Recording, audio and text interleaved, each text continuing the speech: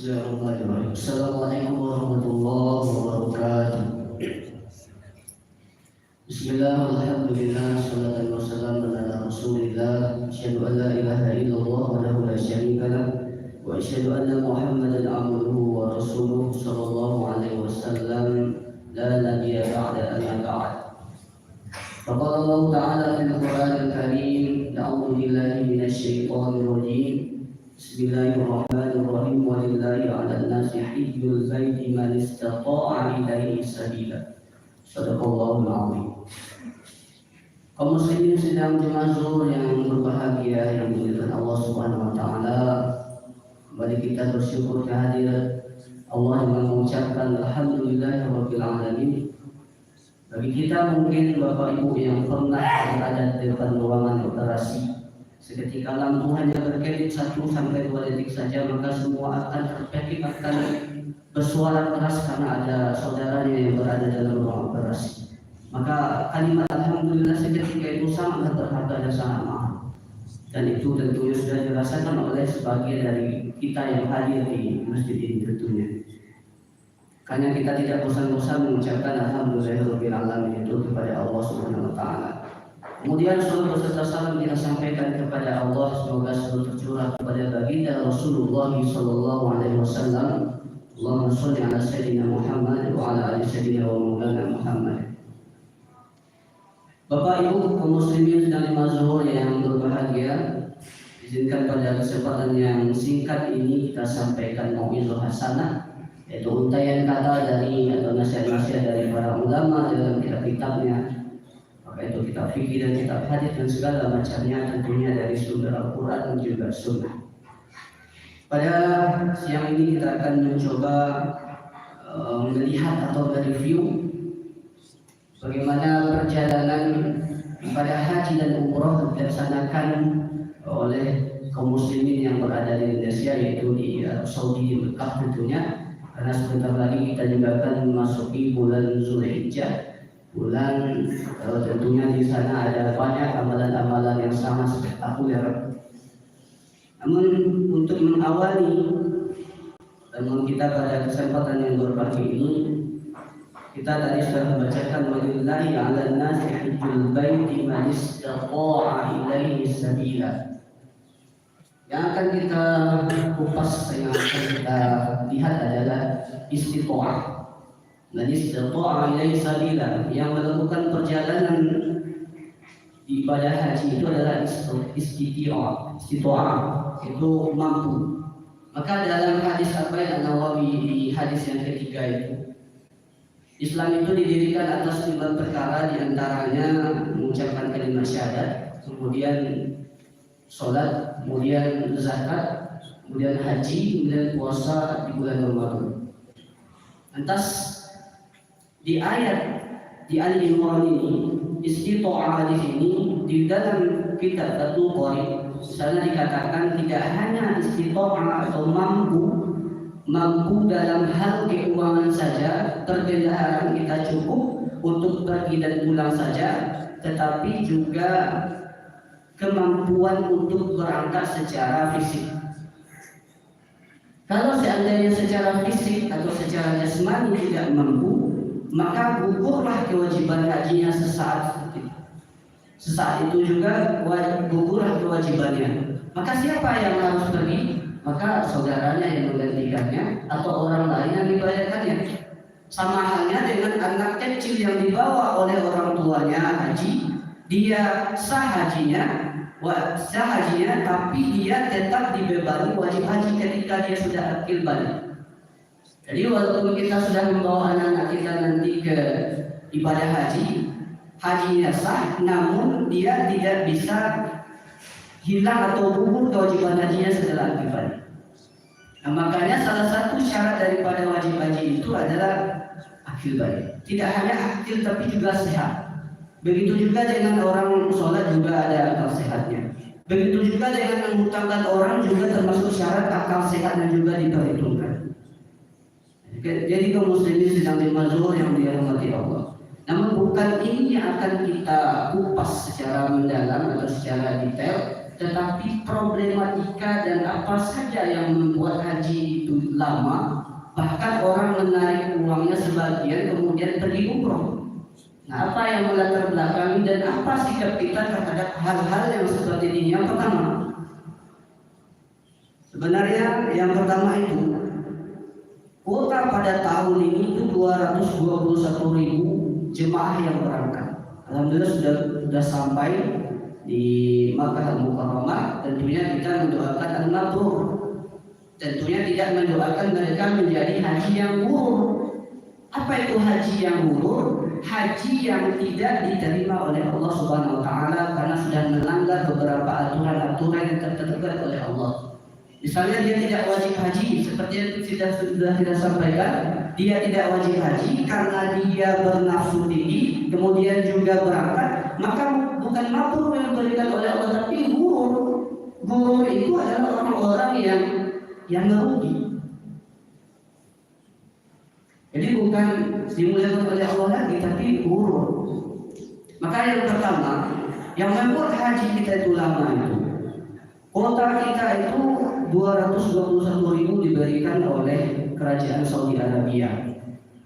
Kemudian yang pertama, dari 100% 221.000 itu yang diberikan oleh Kerajaan Saudi, tidak 100%-nya untuk haji reguler atau haji yang biasa. Itu hanya sekitar 92% Bapak Ibu yang dimuliakan Allah. Kita hari ini bukan sedang promosi karena kita tidak mempunyai target apa-apa, tapi kita hanya menyampaikan beberapa fakta, kemudian kita ambil dan tarik kesimpulan bagaimana kita menyikapi haji yang lama supaya kita sabar untuk menunggu haji tersebut, tidak menarik ke ibadah umroh terlebih dahulu. Nah, 92% itu untuk kuota haji reguler dari 221.000 jemaah yang berangkat. 8%-nya kemana? 8%-nya diperuntukkan untuk haji plus atau haji khusus. Ini kata orang, ini haji orang-orang yang punya kelebihan uang. Maka di dalam rapat komisi kemarin diadakan oleh DPR, itu ada beberapa kejanggalan yang terjadi. Ya, namanya orang-orang mempunyai nafsu yang sangat licik. Bahkan ada 1-2% itu entah kemana perginya. Dari 100% kuota haji yang diberikan oleh Kerajaan Saudi Arabia, maka 1-2% itu entah kemana perginya data-datanya. Bahkan yang paling mencengangkan dalam rapat itu disebutkan harusnya haji khusus atau haji untuk orang-orang yang punya uang yang berlebih itu adalah 8%, tetapi berubah atau bertambah menjadi 27.000 jemaah yang berangkat. Harusnya dari 8% 221.000 itu hanya 17.000 yang berangkat, tetapi dijadikan di datanya itu 27.000 orang. Akhirnya yang berkurang siapa? Haji reguler. Ini salah satu fakta lagi-lagi kenapa haji itu bisa lama. Sebagai data bagi kita bahwasanya adanya permainan-permainan ini membuat haji di Indonesia itu makin lama. Sumatera Barat sendiri ini memiliki waktu rentang 24 tahun. Kita lebih pendek daripada Banda Aceh yang memiliki waktu rentang menunggu haji itu ada 34 tahun sampai 35 tahun. Nah, ketika ini terjadi, maka sebagian orang tidak sabar, kemudian ada yang menarik uangnya, kemudian ada yang tidak daftar haji, kemudian akhirnya daftar umroh. Sudah disebutkan tadi bahwasanya ini adalah istiqomah yang membuat bagi orang-orang yang sudah memiliki perbedaan yang mencukupi. Nah, kemudian selanjutnya daripada data yang kita dapatkan tersebut, tidak hanya orang-orang yang memainkan kuota-kuota haji, tetapi sikap daripada orang-orang yang sudah berhaji di Indonesia itu agak keliru. Kenapa kelirunya? Sudah padahal wajib haji itu bukan 2 kali 3 kali, tapi hanya sekali saja. Sudah kita lihat kemarin itu 3 hari yang lalu adanya jemaah umroh yang ingin atau bernafsu lagi langsung melanjutkan hajinya karena diperbolehkan oleh pihak Saudi. Maka ini dibantah keras oleh beberapa pihak bahwasannya pelarangan itu harus dari Indonesia. Bahkan dia beribadah umroh langsung ingin naik haji. Banyak kalamu haji-haji yang menunggu-nunggu. Bahkan akhirnya bertambah lama antriannya. Itu adalah salah satu sebab fakta mengapa haji itu lama. Ini kita bahas tentang sikap-sikap tentang bagaimana haji-haji di Indonesia itu memperlakukan orang-orang yang sedang antri. Inilah yang dikatakan dalam riwayat Ali bin Abi Thalib. Salah satu yang membuat musibah itu adalah itu tidak hanya pada dosa-dosa pada orang-orang atau personal-personal, melainkan terhadap harta negara yang digunakan oleh orang kaya kemudian hanya mengedarkannya kepada orang kaya lagi. Ini salah satu kata Ali bin Abi Thalib, kenapa musibah itu terjadi? Karena orang kaya hanya mengayakan orang kaya di sebelahnya dan di dekatnya. Harta negara digunakan oleh orang-orang yang berduit saja. Maka kita jangan mengatakan dosa kita saja, padahal kita sudah benar-benar bertobat atau benar-benar sholat, tetapi rupanya kita lupa negara kita berandil di sana. Nah, sama halnya dengan faktor ekologis yang terjadi kemarin antara ketimpangan makhluk sama makhluk, ketidakadilan makhluk terhadap makhluk yang lain. Kenapa bangunan-bangunan itu hancur? Karena tidak toleransi kepada makhluk yang digali. Lihatlah bangunan-bangunan Sakapa dan seterusnya hotelnya itu terjadi hancur. Kenapa tidak menaati aturan? Maka dalam tafsir Muhammad tadi dikatakan orang-orang yang tidak patuh, orang kaya yang tidak patuh terhadap negara, kemudian negara itu dipimpin oleh orang yang taat, maka orang yang taat itu adalah wakil Allah. Ketika wakil Allah tidak ditaati, hancurlah suatu negeri. Inilah yang terjadi. Salah satu atau beberapa alasan kenapa haji itu lama di Indonesia. Salah satu ungkapan itu ada beberapa oknum yang main, ada orang-orang atau ada orang yang naik haji sudah satu kali kemudian ingin naik haji lagi. Padahal yang wajib adalah satu kali saja, bukan 2 kali sampai 3 kali. Makanya Maulana Muhammad Zakaria Al-Kanawi mengatakan salah satu yang membuat kerusakan umat itu terjadi adalah amar ma'ruf kurang jalan. Amar ma'ruf kurang jalan. Orang-orang yang punya uang, orang-orang yang punya duit itu lebih mengabulkan uangnya untuk pergi ibadah haji. Padahal itu yang kita sebutkan tadi, al-umur, bukan mabrur yang didapatkan tapi al-umur. Begitu juga dengan ibadah umroh. Ada orang yang setiap tahun pergi haji tapi tetangganya masih kelaparan, masih berhutang ke sana ke sini. Ini yang disebutkan Maulana Muhammad Zakaria Al-Kanawi. Salah satu yang membuat kerusakan umat adalah kurangnya amar ma'ruf nahi munkar di negeri tersebut. Kaum muslimin sedang dimazhur yang dimuliakan Allah Subhanahu wa taala. Ini adalah beberapa cuplikan yang kita ambil dari ayat walillahi 'alan nasi hijjul baiti man istata'a ilaihi sabila. Boleh jadi hari ini Allah memampukan kita untuk beribadah haji. Boleh jadi hari ini kita belum dimampukan oleh Allah untuk ibadah haji atau umroh.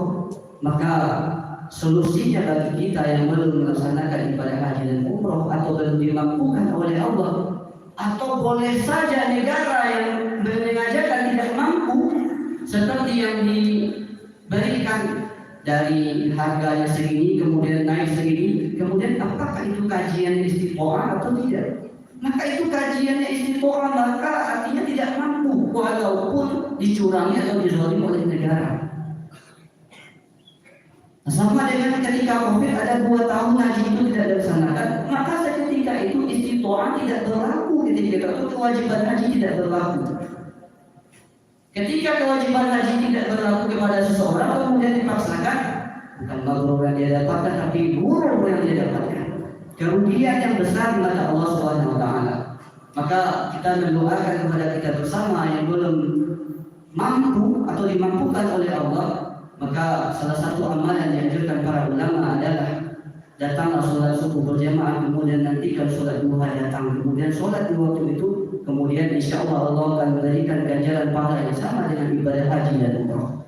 Mudah-mudahan kita di sini mampu untuk melaksanakan apa yang diperintahkan oleh Allah dan Rasulnya Sallallahu Alaihi Wasallam, kemudian kita menjalankannya. Mudah-mudahan kita juga mendoakan haji-haji di Indonesia ini adalah haji-haji yang patuh, haji-haji yang sudah tahalli, takhalli dan tajadi, orang yang mengosongkan dari sifat ikir, tamak, kemudian takhalli, mengisinya dengan ketaatan, kemudian tajadi, patuh terhadap apa yang diperintahkan oleh Allah Subhanahu wa taala. Amin amin ya rabbal alamin. Terlebih terkurang. Wassalamualaikum warahmatullahi wabarakatuh. Allahu akbar, Allahu akbar.